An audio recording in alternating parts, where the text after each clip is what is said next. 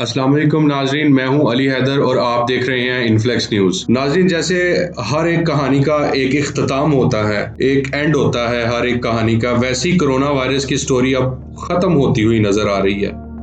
وہ بیماری جس نے کئی بچوں سے ان کے ماں باپ چھین لیے، بے تحاشا لوگوں کے گھر کے چولہے بند کر دیے، جس نے کسی امیر غریب کا لحاظ نہیں کیا، اور ایسی بیماری جس نے دنیا کو ایک قید خانہ بنا دیا اور دنیا کی سب سے سٹرونگ اکانومیز کو چیلنج کر دیا کہ ہمت ہے تو آؤ مجھ سے لڑو، میرا مقابلہ کرو۔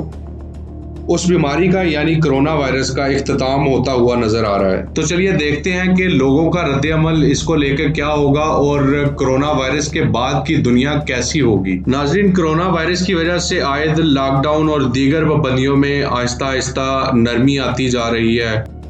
یہی وہ وقت ہے جب ہم میں سے اکثر افراد یہ سوچ کر پریشان ہو رہے ہیں کہ جب یہ پابندیاں مکمل طور پر اٹھ جائیں گی تو کیا ہوگا۔ یہی نہیں بلکہ اپنی سماجی زندگی کو بھی دوبارہ شروع کرنا ایک مشکل کام نظر آ رہا ہے۔ اس وبا کی ابتدا میں جو پابندیاں عارضی طور پر لگائی گئی تھی وہ اب کئی حوالوں سے مستقل معلوم ہوتی ہیں۔ ہم گھروں میں بند ضرور تھے لیکن زندگی رواں دواں تھی۔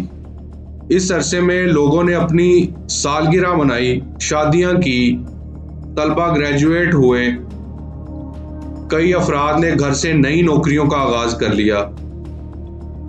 ہم نے ایک جانب اس وبا کے ہاتھوں اپنے عزیز و اقارب کو کھویا تو دوسری جانب ننھے مہمانوں کو بھی خوش آمد کہا۔ اب جبکہ ہم دوبارہ سیر و تفریح کرنے اور ریسٹورنٹ میں کھانا کھانے کے لیے بے تاب ہیں، لیکن ساتھ ساتھ ایسا بھی لگتا ہے کہ اپنے عزیزوں کے ساتھ پہلے کی طرح ملنا جلنا شاید آسان نہیں ہوگا۔ ناظرین، یہ بات میں آپ کو ایک مثال سے سمجھانا چاہوں گا۔ وبا کے دوران 19 سالہ فواد کی یونیورسٹی کی تعلیم کا آن لائن آغاز ہوا۔ اس نے بلوغت اور آزادی کی جانب سفر کا آغاز اپنے کمرے سے ہی شروع کیا۔ فواد کا کہنا ہے کہ سماجی دوری کے دوران میں لوگوں کے ساتھ کورونا سے پہلے جیسے تعلقات برقرار نہیں رکھ سکا۔ لوگوں سے بالمشافہ ملاقات نہ کرنے سے میری لوگوں سے ملنے اور گھلنے والی صلاحیتوں میں فرق پڑا ہے۔ مجھے نہیں معلوم کہ کیا میں پہلے کی طرح لوگوں سے گھل مل پاؤں گا، کیا میں اپنے دوستوں سے اس طرح مل پاؤں گا۔ گزشتہ سال کے دوران لوگوں کی عادتوں اور سماجی ترجیحات میں کئی نمایاں تبدیلیاں دیکھی جا سکتی ہیں۔ عذرا کے لیے اس وبا کا مطلب تھا کہ اسے کالج، انٹرنشپ اور دوستوں کے ساتھ گھومے پھرے بغیر بھی متحرک رہنا تھا۔ وہ کہتی ہیں کہ جب میں لاک ڈاؤن کے دوران خود کو فعال نہیں رکھ سکی تو میں نے اس حوالے سے مدد لینے کا فیصلہ کیا۔ مجھے معلوم ہوا کہ میں انٹینشن ڈیفیسٹ ہائپر ایکٹیویٹی ڈس آرڈر کا شکار ہوں۔ میں خود کو نیورو ٹیپیکل انداز میں نہیں دیکھ سکتی، لیکن ایسا محسوس ہوتا ہے کہ میں نے ایک سال کے دوران 5 سالوں کا عرصہ گزار لیا ہے۔ عذرا نے وضاحت کرتے ہوئے بتایا کہ انہوں نے خود کو اپنے خاندان میں دوبارہ متعارف کروایا۔ وہ کہتی ہیں کہ میں باہمی تعلقات کی بدلتی ہوئی حرکات سے پریشان تھی۔ میں اس حوالے سے بہت حساس ہوں کہ کوئی مجھ پر ترس کھائے، لیکن میرے کچھ دوستوں نے اس موقع کا فائدہ اٹھاتے ہوئے مجھے دوسروں سے مختلف سمجھنے کی بجائے مجھے مزید بہتر طریقوں سے جاننے کی کوشش کی۔ سماجی فاصلے کا عرصہ جہاں کچھ لوگوں کے لیے غم، تناؤ، محرومی کے احساس کا مجموعہ تھا، دیگر کے پاس کچھ دیر کے لیے ٹھہرنے اور وقفہ لینے کی سہولت بھی موجود تھی۔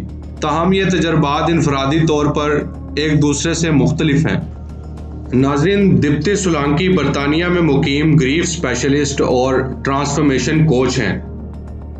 وہ گزشتہ سال کو بھلا کر آگے بڑھنے کے سفر اور اپنے عزیزوں کے ساتھ تعلقات کو دوبارہ قائم کرنے کے حوالے سے کچھ امور پر روشنی ڈالتی ہیں۔ ان کا کہنا ہے کہ یہ وبا اپنے ساتھ بڑی تبدیلی لے کر آئی ہے، اور کسی بھی تبدیلی کے دوران، چاہے وہ مثبت ہو یا منفی، لوگوں میں محرومی اور غم کا احساس جنم لیتا ہے۔ جب برتاؤ کا ایک جانا پہچانا معمول متاثر ہوتا ہے تو اس احساس میں بھی اضافہ ہو سکتا ہے۔ یوں لاک ڈاؤن کے اثرات سے نکلنے کا عمل بھی متاثر ہو سکتا ہے۔ ڈپٹی نے خود کو دنیا کے سامنے دوبارہ متعارف کروانے کے کچھ طریقے بھی بتائے ہیں۔ ان کے مطابق پہلا مرحلہ تو اپنے احساسات کو تسلیم کرنا ہے۔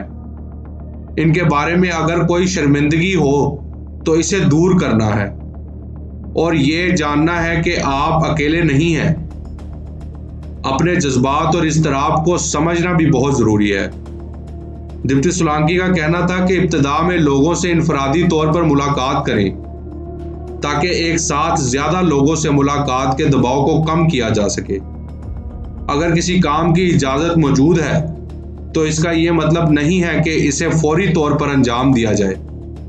اپنے عزیزوں سے دوبارہ ملنے کے لیے جتنا وقت چاہیے اتنا وقت لیجیے۔